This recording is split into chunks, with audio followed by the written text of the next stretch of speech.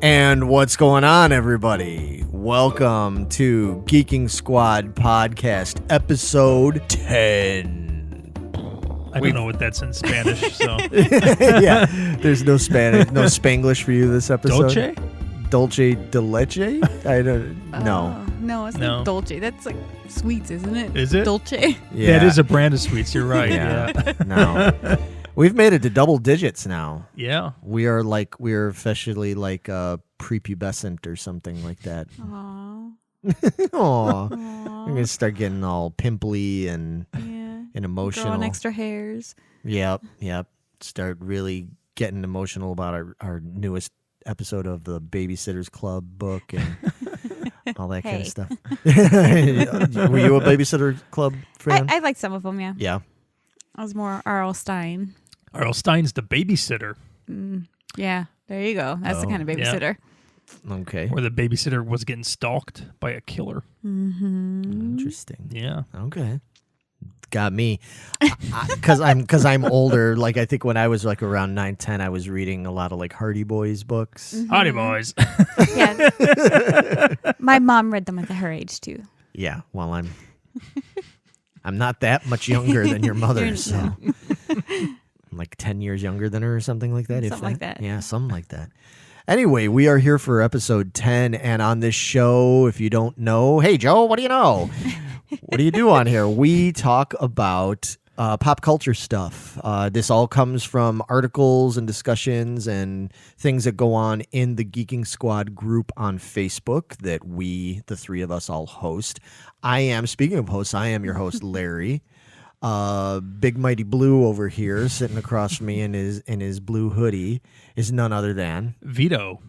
And then this one over here that's been threatening me all evening that she's going to stab me she was going to stab me earlier with a pen, but she said it wasn't sharp enough. No, it was too sharp. It was too sharp. She wanted something duller. I needed something dull, Yeah. so it hurt more. Anyway, I'm Megan. Yeah. Nice to meet you. So I'm still alive for now, but now. I'm trying to keep, social distancing's coming in real handy right now because it's keeping me at a safe distance. But so we've got a whole bunch of stuff we're going to talk about tonight. There's been a lot of stuff going on in the squad group. There's a lot of news. Before we do that, I want to ask you guys, how you doing? Yeah. Not any better, huh? Yeah, it's been kind of by the time people hear this, I'm sure it should be about or just past Halloween. Have you guys been at all into the Halloween spirit this year? Because normally I'm not, but for some reason, maybe just because of the way this year is, I'm trying to embrace anything good. I was going to go all out and get a really badass costume. Oh, you didn't do it? You told us you did it. No, because I ordered the mask, and then the next night I got an email saying, oh yeah, the mask is no longer available, so we canceled your order. Lame. And I got there sitting, I was like, dude, I'm going to end up spending $300 to put this costume together. What am I doing? So I decided to cancel the other items in the queue. Yeah. What was it going to be? Dude, it was a Darkman costume.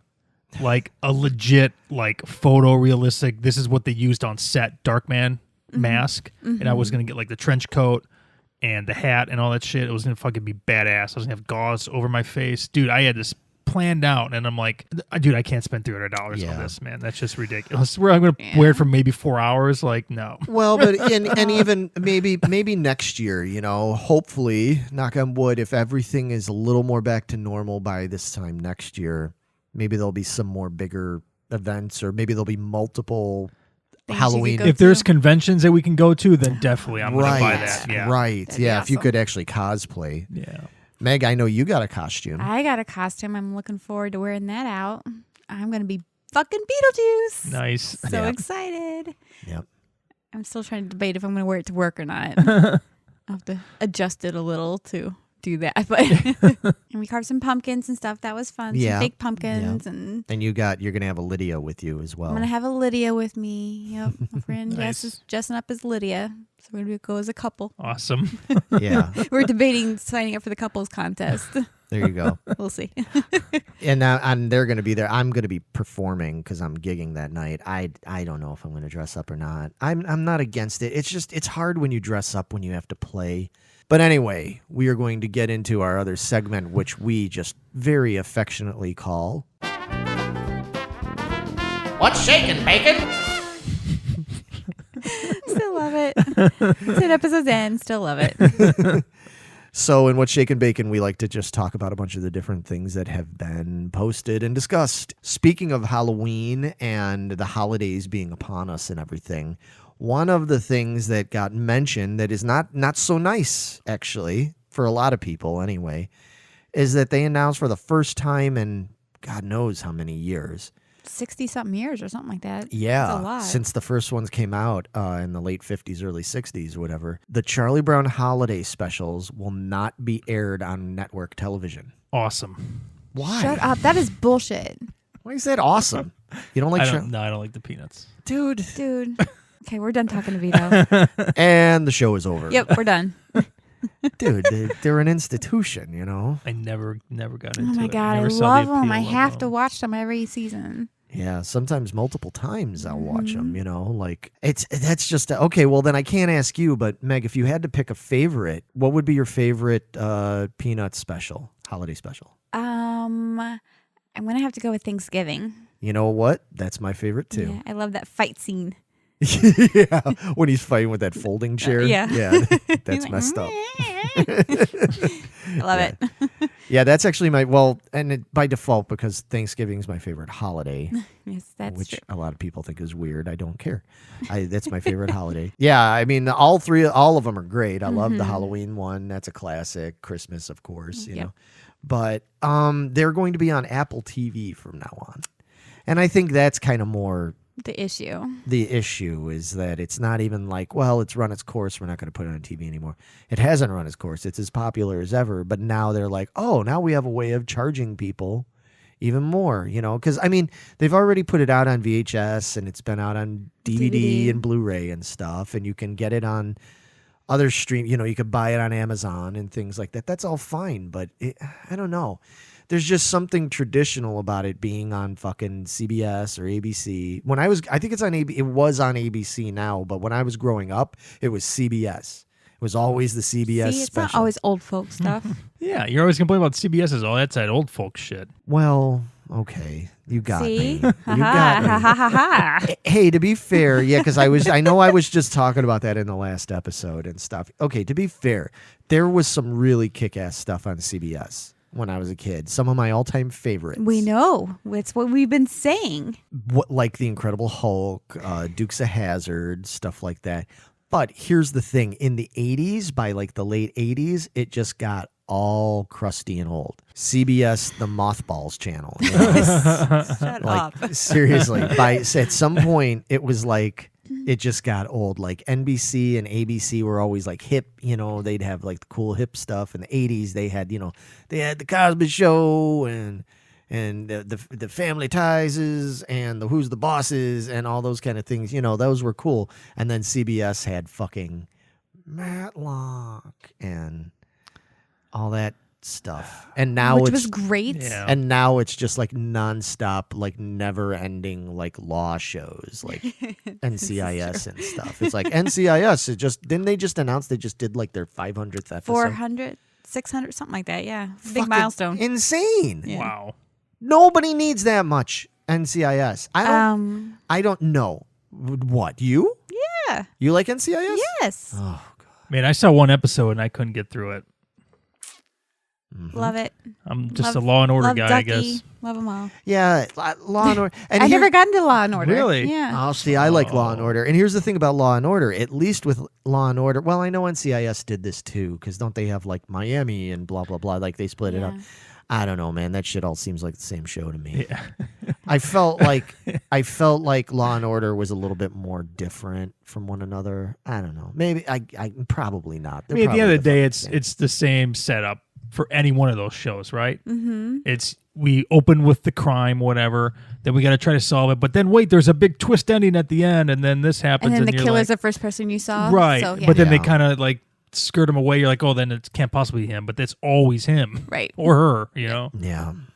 Well, in any case, CBS has some decent stuff, but overall, it is the croniest of the networks. You know, definitely. I feel like PBS is more hip than CBS. Whoa. PBS is my favorite. I used to watch PBS a lot as a kid, but I haven't Yeah. watched it in years now. Dude, but they have so many good. I like all like the Ken Burns documentary series and stuff. You know, that he did Civil War, Vietnam War. He did one about baseball, jazz. And that's the thing. CBS first they let go of the Charlie Brown specials, let that slip over to ABC. So that's strike one. And then it gets to ABC. It's been on there for 20 some odd years or whatever it is, and now it's going to be on this Apple TV bullshit. No, I agree. There's something nostalgic about it, getting to watch it on TV. But Well, and not for nothing, it's good, wholesome entertainment, family entertainment, and entertainment for kids. And not everybody out there can afford all these streaming channels. all these streaming channels and stuff. there's a new one that Right. pops up like every week, dude. It's like, how Right. do you catch up with it? Right. Yeah, So now we're getting out of control now. Yeah. One day that's all going to come to a head and it's just going to explode, and then I don't know what's going to happen after that, man. the Big Bang. Yeah. But they can't possibly keep adding all these streaming sites. Like, no one's going to sign up for it at some There's point. going to be a limit. you know? Yeah.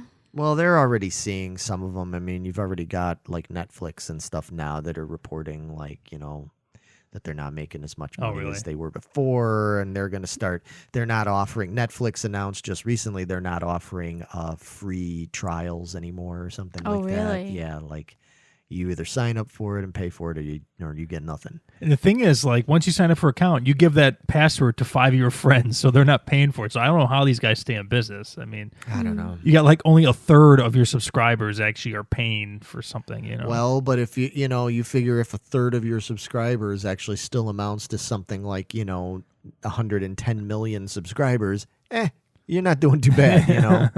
Moving on to other news. Speaking of these streaming services and stuff like that, these new channels, Disney Plus has announced, somewhat surprisingly, I think to me and a lot of people, that they have signed on to do a sequel to Willow. Yay. Have you ever seen Willow? I have not seen Willow. Really? No, that was one of my top movies Yeah. growing up. Yeah. Behind Beetlejuice and Dirty Dancing and Grease would have been Willow. I watched it not too long ago. I hadn't seen it in quite a while. It was always one of my favorites. And when I watched it again recently, I was like, okay, this hasn't aged as well as I had hoped with me. A lot of the effects and different things about it, it was very of its time. Because when did that movie come out? Was it like 88, 89? Oh, yeah, I want to say it was something like that. 88 or 89. Yeah, it was one of Lucas's first big ventures after Star Wars and all that stuff. It's good. Don't get me wrong. It's really good. And if you like sword and sorcery kind of stuff and you like some silly humor and shit like that, it's really good, but it's not as good as I remembered it, which was Really? kind of a bummer. Aw. I was like, oh, okay. Some of the things that I thought were just so funny or so amazing or whatever, I realized like, oh yeah, that was because I was only like 14. Right. Like, yeah, I'm older now. This is okay. I get it. Val Kilmer's in it. He's still a badass and everything. It's Warwick Davis, was in it. He was great in it. He's going to be in this new one, too. That's Really? yeah. He better be. Yeah. Wow. You can't have a Willow movie without Willow. I mean, well, This is true. It could be a different version of Willow. right, or they could say it was his kids because he Right, had the kids exactly. and stuff in the movie and stuff.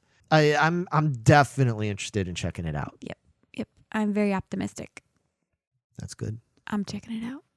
Check it out. Check it out. Checking the cash. Oh God, checking the cash. For people that don't know what he's talking about, because I don't know if that's a regional or that might just that's be an true. American. Yeah. There's these stupid commercials that go for a check cashing service called Checking the Cash, and they do this stupid hand motion thing like a check. Checking the cash. It's like, how are you going to get that taken care of? It's like, I've got it all figured out. How are you going to do it? Checking the cash. Oh God. Where they charge you 600% interest. Exactly. Seriously.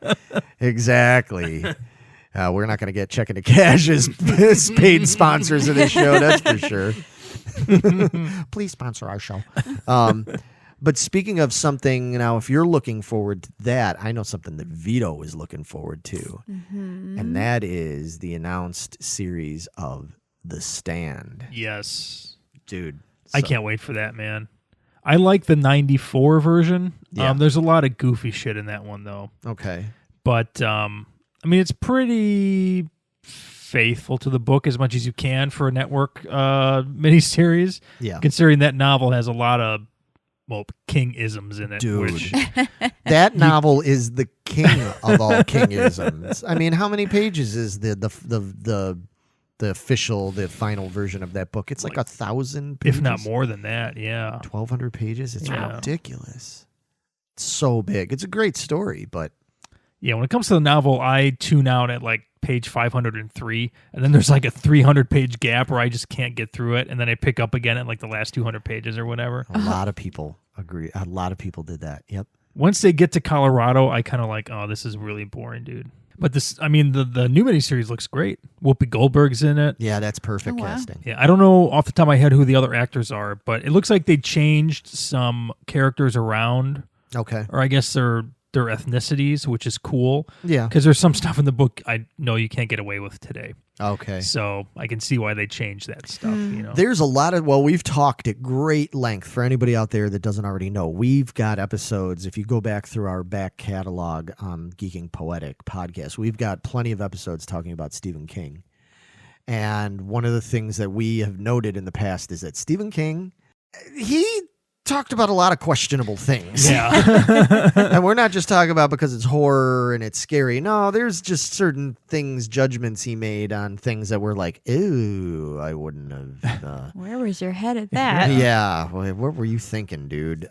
So yeah, I think that's a given that there's things that are going to have to change. It's it's a different world now. So yeah, that looks really cool. Now, when is that supposed to come out? I don't remember off the top of my head. I don't know if it's this fall or next spring. It would make sense if it came out this fall. Well, So soon. I thought it was supposed to be coming out soon. I thought it was supposed to be like end of fall, early Okay. winter. But I'm curious if it still is because we've had so many reschedulings because of 2020. And the subject matter is perfect for what we're going through this year. Oh, it so- sure as shit is. Yeah, I mean, it deals with a virus a super virus that wipes out Oh, does it? 97% of the population, Yeah. the world population. Wow. You know, only like 2 or 3% are like immune to the virus and they don't know why. And they've got to like band together. But there's like a good Oh, yeah. I good think I remember survivors that and now. like evil survivors. And they all split into two factions. And there's like two people that kind of rule or control each faction. Yes. And they know that they're going to at one point get together and there's going to be a huge explosion of misery and death and violence. Yep, it's crazy. It's an intense story. Yeah. It's a long story, but it's intense. Something that I'm a little bit interested. Well, I'm very interested in it, but it's still kind of preliminary. There was a movie that came out back in 2007, and I don't think you guys have ever seen it, but it's a movie called Across the Universe. Okay. And it starred like Evan Rachel Wood and Jim Sturgis and Joe Anderson. It was like a young, new cast at the time. Now, some of those actors and actresses have gone on to do some bigger things and everything. But at the time, they were new. It's a musical. You know, I like musicals. But what's more specific about this is it's all based on the Beatles music. Okay. The story doesn't have anything to do with the Beatles, but it's a all original story about these kids growing up in the 60s and dealing with all the turmoil, and they just use Beatles songs and references as helping to tell the story.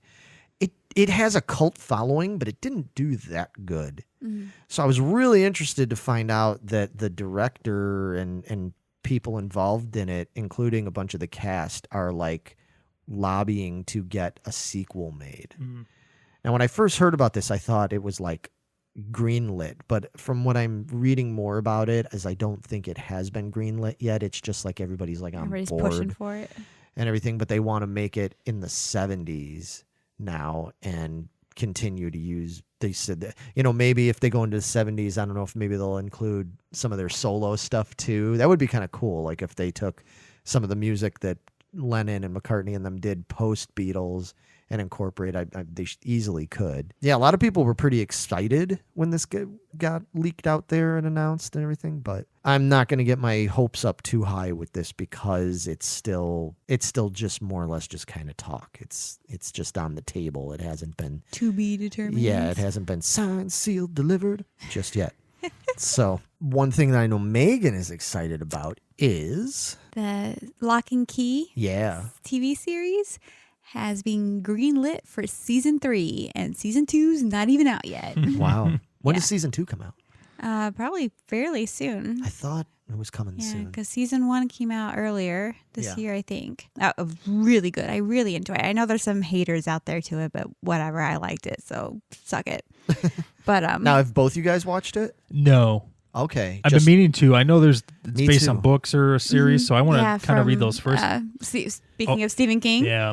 Owen King, I Owen believe. King wrote it. Yeah. Yeah. Or directed it or whatever he's doing. He's in it somehow. But they're actually hoping to make it a 4-season series. Okay.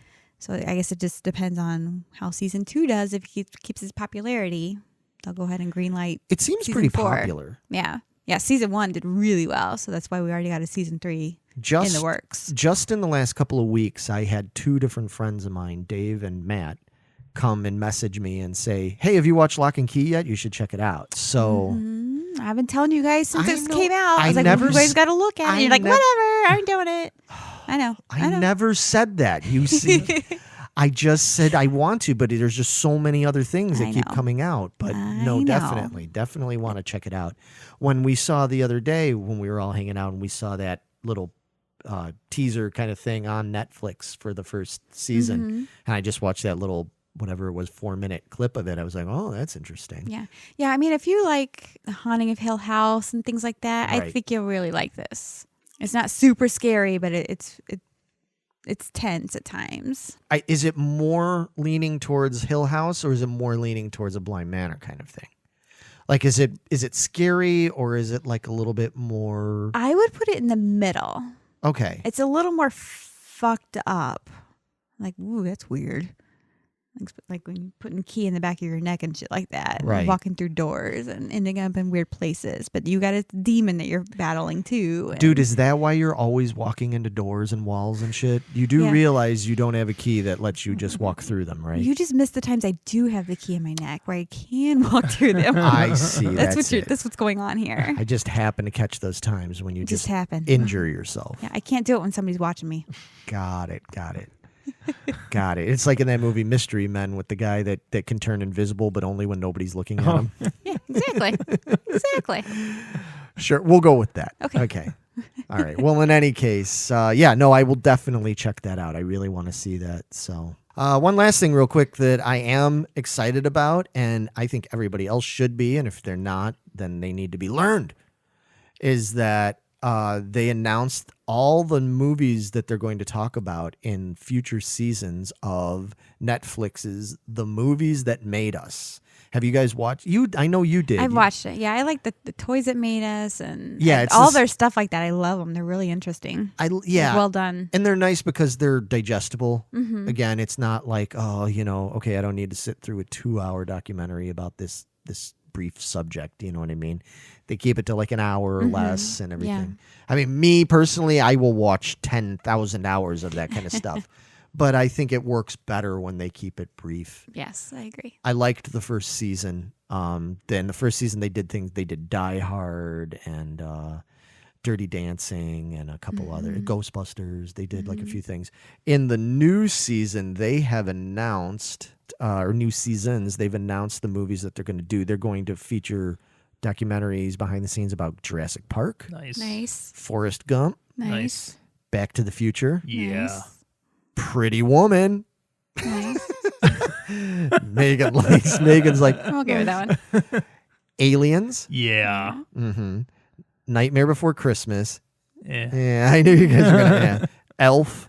Yeah, Megan hates Elf. I don't. Yeah, I think Elf's funny. I like Elf, but RoboCop. Fuck Ooh. yeah. Yeah, Nightmare on Elm Street, Awesome. Friday the 13th, Well, Halloween, and then the one that's the real curveball. Last but not least, Coming to America. Really? that doesn't fit with any of those. No, awesome movie. Yeah. but and that's one that I'm actually one of the most interested in because I don't know that I've ever watched any kind of making of documentary, anything about Coming to America. It's a hilarious movie, great cast, but so that's cool. That's going to be all new to me. I've watched things about Jurassic Park and about Back to the Future and all that kind of stuff.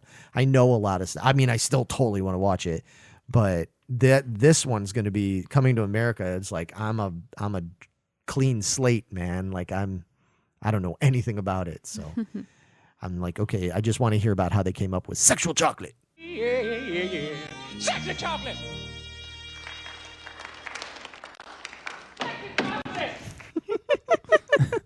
I still have not seen that movie. You've never seen it? No, I heard it's one of the greatest comedies of all time. It's but really good. It's really fucking good. Incredible cast. I mean, yeah. Eddie Murphy's in it, and yeah, Eddie Murphy and Arsenio Hall and James Earl Jones and yeah, dude, what a great cast, you know. Mm-hmm. And the great thing is that like in some of their other movies, Arsenio and Eddie play multiple roles and stuff. They're just so good at that shit. Yeah, no, Coming to America, it's one of Eddie's best. One of these days we should do something like that, maybe like an Eddie Murphy. Yeah, that'd be a fun one. Eddie dude, Murphy. Beverly Hills Cop, man. I'm all about that shit. I'm all Nutty about Professor. Yeah, those are good too. Oh, God. Nutty Professor is, yeah, Nutty Professor is really good. Man, 48 Hours. Oh, fuck yeah. Trading Places. Did you ever see Trading Places? No. Oh my God, you've never seen Is that Trading with one of the Places Aykroyds? with Dan Aykroyd? Yeah. Dude. Dude, you don't understand. This is not okay. Trading Places, in my estimation, is one of the greatest movies of all time. It's so fucking funny. It's so ridiculously fucking funny. Dude, you ever seen The Golden Child? Mm-mm. You've never seen The Golden Child? No. Oh my God. Okay, yeah, we've got to do Eddie Murphy because you have to watch these You need movies. schooled, boy. Dude. I do too. So Oh, wow. Okay, well, in any case, yeah. So anyway, that sounds great. I'm looking forward to this new Netflix series continuation, and we'll see what it brings. time will tell. There it is.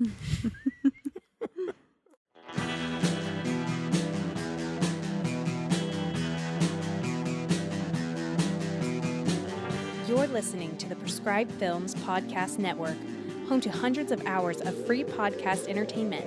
The shows on this network all have a common goal, providing you with the best discussions about movies and other forms of entertainment media.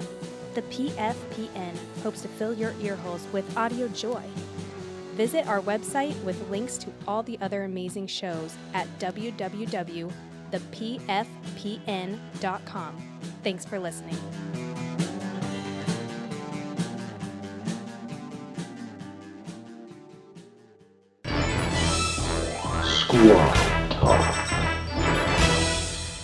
All right, and I think it is about that time we get into a little bit of squad talk. Talking the squad. Talking to the squad.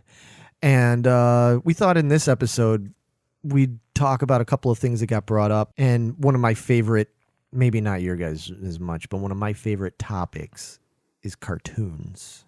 I love me some cartoons. I am a cartoon guy. Although, I'll be honest with you, it's weird in my recent years I haven't been as cartoony as I used to be. I used to watch cartoons. You're pretty cartoony. I may be cartoony in my behavior and my thinking and everything about me, but in terms of sitting around watching cartoons, I mean, like, I used to just sit and watch cartoons constantly. Did you? And now it's just my roommate Willie that's all he ever watches is cartoons. He really? That's all he does. That's all he does is watch Cartoon Network stuff. Like he just constantly. I always know when he's been in the kitchen and had the television on because I turn the TV on and then it's cartoons. Cartoon I'm Network. like, okay, Willie's been in here. I used to watch cartoons like a ton, especially, even in the 90s and all that. There was a lot of great ones in the 90s, actually. Early 2000s, there was some. I've just sort of, I don't know, I've lost interest in it a little bit. But our friend Alexander posted a poll in the group where he was asking what people's favorite cartoon reboot remakes were that have recently come out. What were some of the ones that he mentioned? He mentioned Voltron Legendary Defenders. Right. Yeah. Voltron was an old series from the early mid 80s. DuckTales. Woo. Nice. That would be my vote on that one. Okay. She-Ra and the Princess of Power. Princess of Power. Yep. I'm going to sing every one of these theme songs. And Transformers War for Cybertron. Robots in disguise. Transformers. They're more than meets the fucking eye, Megan. They are. Do you know that? I do now. Yeah, they are. Yeah, War for Cybertron, that would have been my choice out of that batch. Would it? Okay. Yeah. Voltron was cool, too. Did you ever watch Voltron when you Yeah, were a I kid? love Voltron. I heard this new Defenders is actually like really good. My buddy Donnie was telling me about it. Yeah. Yeah. Yeah, it seemed like out of all of those, who got the most votes? It was a tie between Voltron and DuckTales. That's a pretty odd. Yeah, Yeah. I mean, that's people are going to go one way or the other, I Yep. guess, on that. You know, that's pretty cool. I have a question for you guys, and I'm putting you on the spot a little bit because we didn't plan this. But if there was any cartoon that you feel like, man, they need to bring back that cartoon. And I don't just mean like rerun old episodes, but like bring it back, do it with, modern, technology and everything. And like, what cartoon are you like, man, if they brought that back, that would be the bomb. Like, I would watch that. I would encourage that. What would it be? RoboCop Alpha Commando. Okay. I should have known it'd be RoboCop. That's more of a 90s thing, though. That's okay. But- It could be any. It doesn't have to be. It's just got to be an old cartoon that hasn't been around for a while. I mean, it could be from 15 years ago or 10 years ago or something. But what do you think? Yeah, you'd go in with that RoboCop cartoon? I mean, that was kind of a joke. I really don't think you'd be able to make a violent cop cartoon nowadays. I don't think that would fly. You don't think so? But I mean, I think you could now, because I think you could do just about anything on streaming services. I think it just would depend on how you then sort of slanted it. Because Yeah. I think if you did it in a way that made it more, it can't just be cops, yeah. Like being brutal. No, I mean, you would have to obviously change some of that a little bit. But I think you could still do some sort But of I think RoboCop is just due for a new revival, man. That's- RoboCop in general. Yeah, I oh mean- yeah, it's long overdue. I mean, the reboot they did with Michael Keaton didn't do that well. No. And I actually enjoyed that one, yeah. but Of course you did. I did. It's Michael Keaton. What's I mean, not he's to a love? badass. Well, Yeah. it's Michael Keaton and it's RoboCop. Yeah, I and, mean, and Win, Keaton plays like a win. villain, so he's really good at like villain roles. So that was I he like. was great I agree. as the Vulture and Spider-Man Yeah, and everything. Did you guys see that one? Yeah. Oh man, No, I don't think really, I saw that one.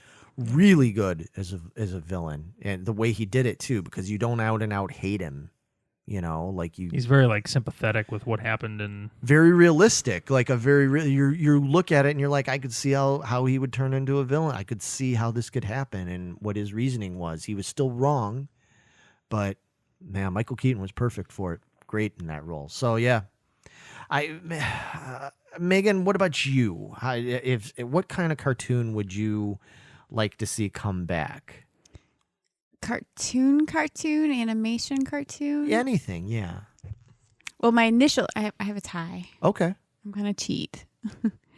I would like to see the cartoon Beetlejuice. Obviously, That would be- loved that show. Yeah. I think that would be a really good candidate to come back. Yeah, I think it's people due. would love that. And apparently, it's like having a resurgence. The whole Beetlejuice thing right now. It's Right. like now's the time. Jump on it, Right. people. That's what I'm Make it saying. happen. That's what I'm saying. I've seen a lot of people who probably because they're that age now, that's like your age and everything, that What are does that mean? just as it means that you grew up with this. I think that they're just as enthusiastic about the Beetlejuice cartoon and nostalgic for the cartoon as they are for the movie. Yeah, absolutely. So I think that's a really good choice. Yeah, good call. Yeah, and then I loved Fraggle Rock. I would like to see that come back, but that's not a cartoon. No. That's why I said it's more puppetry. Well, did they not ever do any kind of? I thought maybe it was on Fraggle Rock. They also had cartoon animated stuff on there Maybe. I don't remember. because they brought back Muppet Babies. I mean, they could always make Fraggle Rock as a cartoon instead of puppets. They'd probably be better off, actually. I don't really know what I would want. See, for me, it's always been more about like cartoons that I wish they would have made, but never really did. I mean, this is like cheating a little bit, but I wish they would take the cartoon animated segment from the infamous 1978 Star Wars holiday special, the Boba Fett one. otherwise known as the only redeeming quality of that special was when they introduced Boba Fett in the animated segment. I wish they would take that and, maybe make it a little better and everything, but like make a series like that and make that now. I know we've had animated Star Wars cartoons, plenty of them, and I know they did like the Galaxy of Adventures. It's kind of like that. But I would just like to see it actually done even like how, like, I know people thought the animation was weird because it was this weird, like, Ralph Bakshi kind of animation. I thought it was cool, man. I like how weird it would look. And I think now people would kind of dig it because, I don't know, I thought, like, the animation for shit like Clone Wars was weird, the way that they looked. So that's one I would like. But as far as actual cartoons, and I know they've kind of rebooted these in other ways too, but I would love a continuation of Battle of the Planets from the 70s, which was actually an American redub of a show called Gatchaman. Gatchaman. Yep. Gatchaman from Japan. And I would love that. And, and again, like I said, I can sit here all day long and think of things I wish they would do. Like I wish they would have done like a Shogun Warriors cartoon. Things like that would fly now, man. People would just fucking love it. Like a Micronauts cartoon, like all those 70s properties that were like toys and comics, but it was before they were allowed to make cartoons, because you couldn't do that back then with a lot of those toy properties. You could make toys based on cartoons. You couldn't make cartoons based on toys. Silly. Yeah, because they considered it to be, then it was like a commercial. It's so dumb. Well, that's why finally in the early 80s, Reagan came along and was like, okay, enough of that. Okay. And then that's why the 80s was nothing but He-Man, Transformers, My Little Pony, Care Bears. That's when all that boomed because they didn't have that restriction anymore. So I would love for them to go back and take some of those some of those characters and franchises and make cartoons out of them now. Shogun Warriors, something like that. Shogun Warriors are on my mind far too often. Far too often in my mind, I think about Shogun Warriors. Be in that mind of yours. I'm always get crushed by toys. Because I'm such a toy fanatic, to say the least. Fanatic isn't even probably a good enough word. It's not for good it. enough, yeah. No, but Shogun Warriors was one of my favorite things. It was just one of those missed opportunities, and I would love to see a proper 70s style, not like the silly shit they've done more recently where they've crossed them over with the modern Scooby-Doo, a 70s style Kiss cartoon. Yeah. Based on Kiss with their characters from back then, based on how they were in the 70s Kiss comic book and everything. Dude, that would be fucking amazing. There's so many of us middle-aged dudes that would just be over the moon for that, man. Be like, we finally got our Kiss cartoon. Like I said, I know they did Kiss, that Kiss meets Scooby-Doo thing, and that was cute. That was okay, but not quite the same thing. So, and then real quick, there was another thing kind of tying in somewhat with this, which was there was a thing asking, there was a meme kind of poll type thing that was shared that was asking which 80s cartoon had the best leader. And it was things like Optimus Prime from Transformers. It was, Duke from G.I. Joe. It was Lion-O from Thundercats. He-Man from Masters of the Universe and everything. What would you guys vote is the best leader main character? We'll even say a main character. It doesn't have to be a military action thing, because I know you probably, a lot of those you didn't. I wouldn't pick any of those because I didn't watch them. Wasn't really your thing, but who would you say was your favorite main character, leader character on a cartoon? Trying to rack my brain of all the cartoons I know. Yeah. Leonardo from Teenage Mutant Ninja Turtles. That's what I'm saying. There's so many. Here, I'll go first. I got a couple because somebody mentioned it in the comments in that. Yeah. Papa Smurf. Okay. Yeah. Fucking great leader. Yeah. Keeps them from all being killed and he was he was often the only sensible Smurf, because the Exactly. rest of them were just a bunch of fucking bumbling little blue assholes that would get themselves into bunch of trouble. little kitties running around all over the place. And then I also would go with Jem Gem? from the hologram. Uh-huh. She's truly outrageous. Truly, is. truly outrageous. Yeah. Fucking loved her. Loved her style. Wanted to be her. Loved everything about it. She was so fucking cool. Loved her. So I picked Gem. Good. Those are good choices. I know. Yeah, I dig it. Oh, Yeah. I'm sorry. I wasn't trying to validate you. I'm just saying I agree with those. Those are cool. I don't know. Anything, Vito? Off the top of my head, I'm going to go with Professor X from the X-Men cartoon. There you go. Yeah, there you go. Because I just adored that series, man. Yeah. And he was just always, calm-headed and saw both sides of the argument sometimes, but he was still on the side of good, and he banded everybody together to fight whatever they needed to fight. Yeah. And although some would say, that whole thing he did with Jean Grey and causing the whole Phoenix fiasco, was he right for doing, said some people question sometimes his motives of his judgment on things, but I think that made him more human. yeah, for sure. Yeah, that's a good choice, man. I mean, that's right on the border. I'm going to give that that's kind of 80s because that was like right there at the end of the 80s, start of the 90s.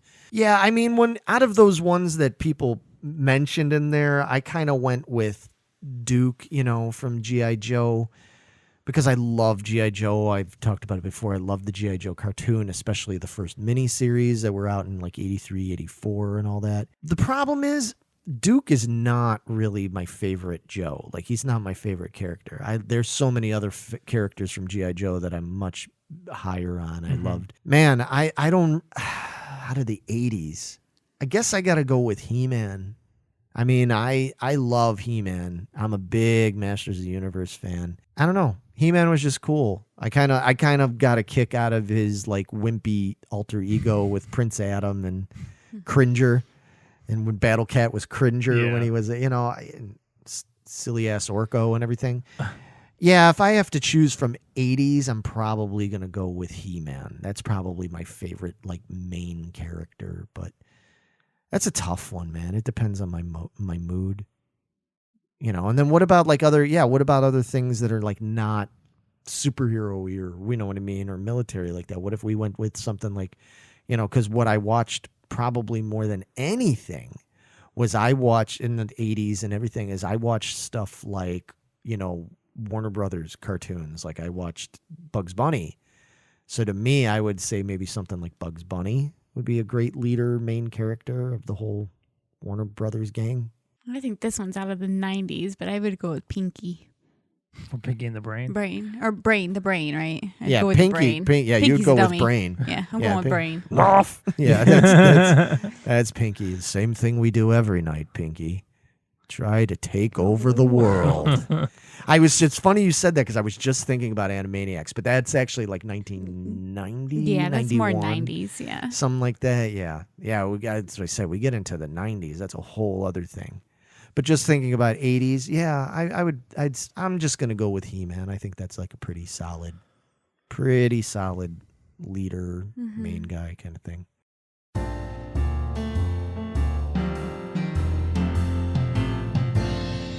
What do you suggest? And we are getting to the end home stretch.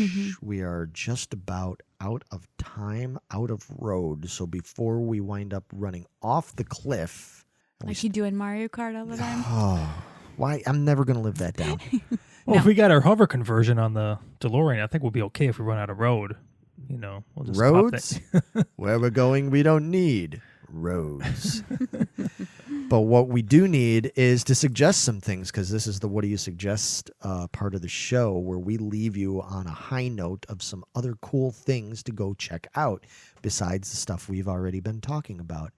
As always, we start with Vito. Vito, what do you suggest? Well, I have a music album for you guys. It's the new Seven Dust album called Blood and Stone. As of this recording, they only have 3 singles out right now. One of them is a Soundgarden cover of The Day I Tried to Live, which is really, really good. Fucking awesome. And the other 2 are just really heavy melodic singles, which that's what Seven Dust does the best, man. And that band's so fucking good. Dude, they are seriously one of the best hard rock, if you want to call them metal bands, for the last 20 years, in my opinion. You Yeah, know? it's like I don't know what I don't care about, I don't care about labeling bands. Like, are they metal? Who cares? Is it good or bad? That's how I look at it. But if I was gonna kind of give them any kind of label, I would say it's like gateway metal. Yeah. And by that meaning, like, if you're somebody that doesn't really listen to metal music, if you're more of just like a pop rock kind of person, but you want to get into something that's like definitely heavier than the average stuff that's played on the radio, but not exactly Slayer. You Right, know, it's right. not exactly Metallica, Slayer, Megadeth or whatever.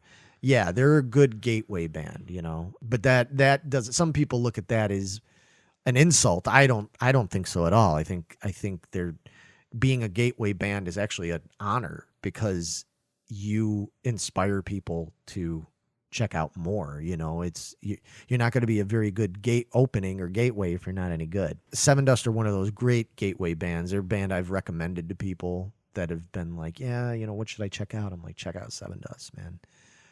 They're melodic. Lejean's just one of the best front, Fuck yeah. So fucking good. And they're seriously one of the best live bands you could ever see in your entire life. Yeah. Are they? Yeah. They're always on, and they're awesome, man. Yeah. I cannot recommend that band enough. Yeah. They've been one of my favorite bands since 1998, and one of like the biggest like influences on my music writing style since then. Nice. Yeah. Yeah. Yeah, we'll be talking more about that soon. Yes. Yeah. Yep. All right.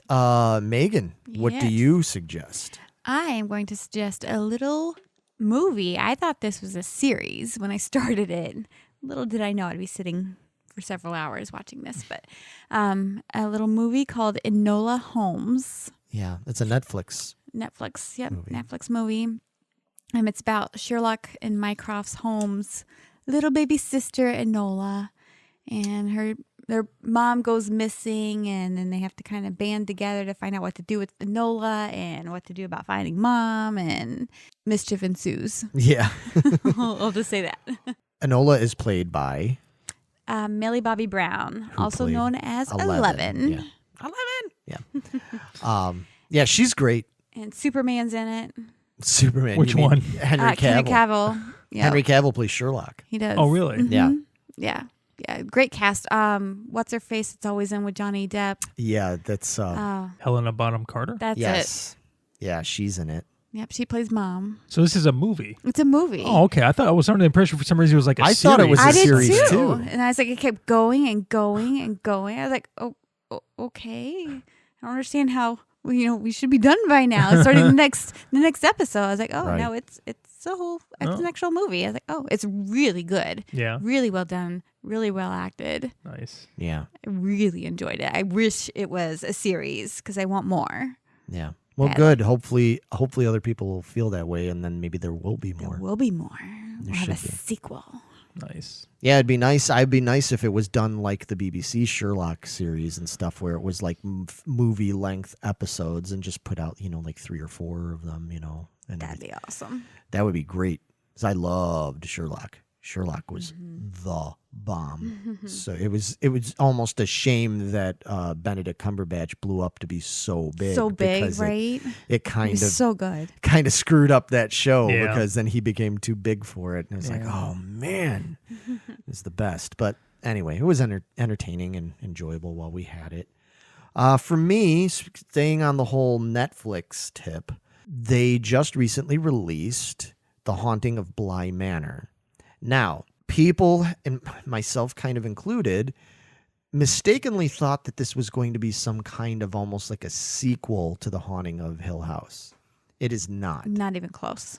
It is not. This is more in keeping with the American Horror Story kind of formula where they bring back the same actors and actresses and writers and things, but it's a completely new, different, unrelated entirely story. And not only is it unrelated in the story, but just the overall vibe. Whereas Hill House was pretty creepy at times, Yeah. pretty damn creepy, and a lot of jump scare stuff, and which I do like. I like when it's done well. And it dealt more with modern kind of difficult family situations Yeah. and stuff, where there were addicts and sexual identity things, all different kind of more like modern topics. Bly Manor actually takes place back in the 80s primarily, and it's based on an old book a classic called The Turn of the Screw. And it borrows very heavily from The Turn of the Screw. And it has a totally different tone to it.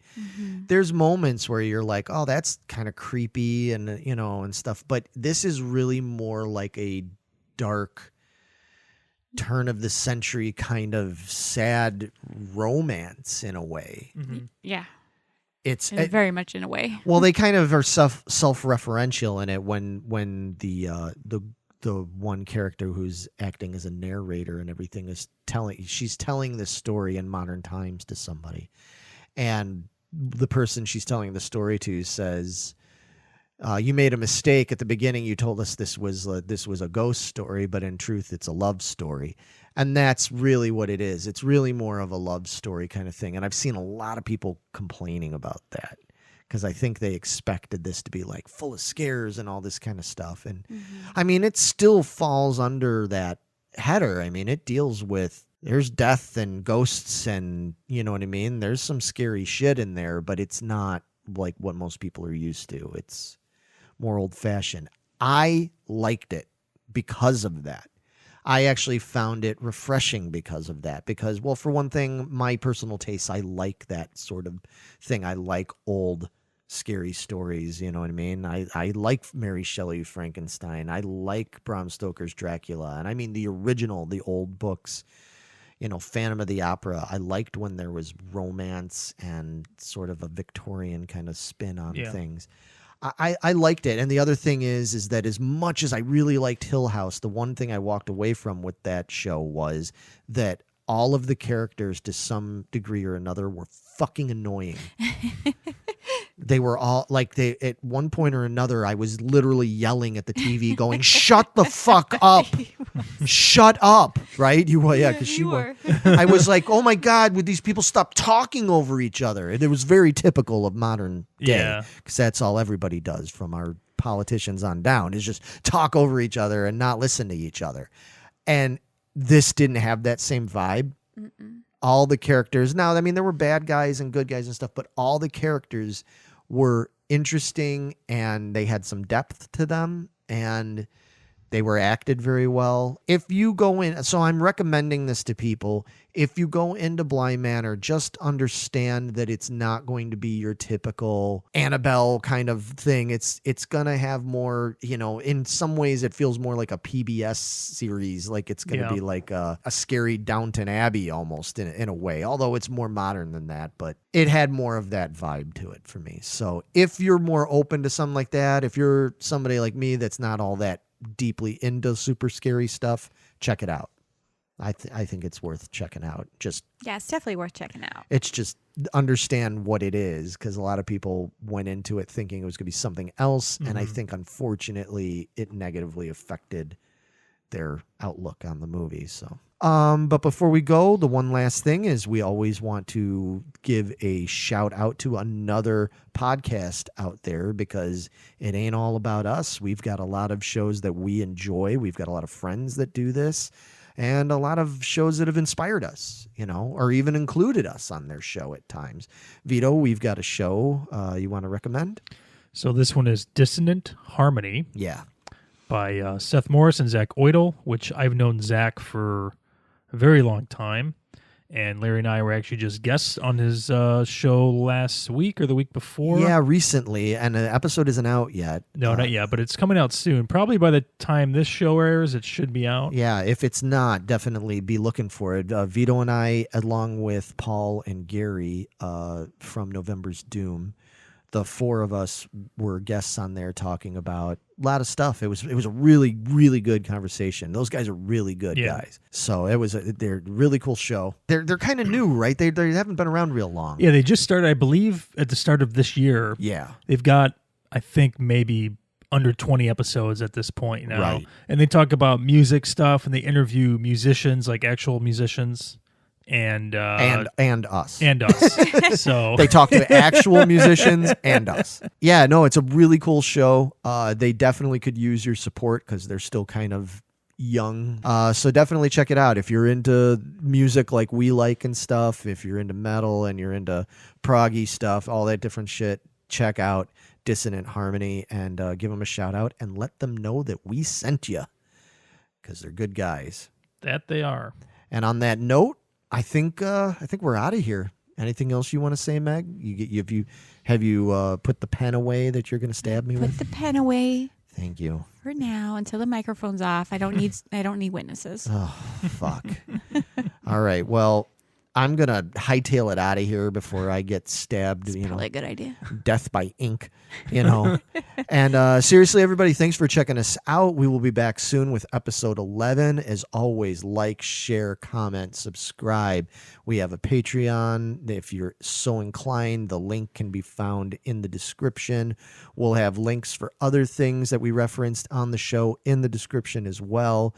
If you're listening to us on Spotify or any of those channels, we also have a YouTube channel where you can watch videos. You can also just even listen to us on YouTube. And if you are checking us out on YouTube and you just want to listen to us, look for us on any of those aforementioned platforms: Podbean, Spotify, Apple Music, all those, right? Mhm. Yeah, we're I on. think anywhere podcasts are available, we're most We're likely there. on there. We're there. Yeah. We're like omnipresent. So, yeah, that's about it. We will see y'all soon. That's all she wrote, folks. That's that. There's nothing we could do about it. Goodbye, everybody. See ya.